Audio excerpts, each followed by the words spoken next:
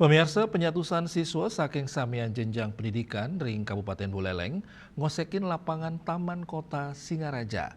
Antuk kegiras Sani Ageng, para siswa megending sahe senam sinarengan ring acara pagi ceria sareng Menteri Pendidikan Dasar dan Menengah Republik Indonesia.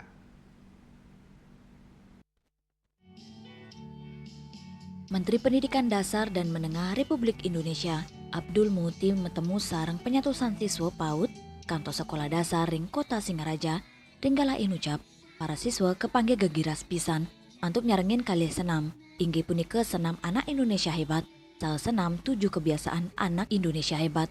Untuk gerakan seni kompak tur gegiras dados bahan agenda utama ring acara pagi ceria, parikrama punika taler kemiletin Mendik Dasman Abdul Muti kesarangin penyatusan siswa ring Kota Singaraja.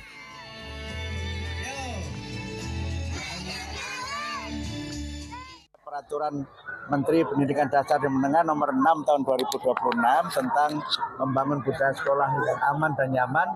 Salah satunya juga dengan ada jingle tadi, rukun sama teman, sebagai jingle yang diharapkan dapat memberikan inspirasi dan juga bagian dari membangun kepribadian agar anak-anak kita ini hidup rukun, saling menghormati dan juga membangun persahabatan dengan teman-teman.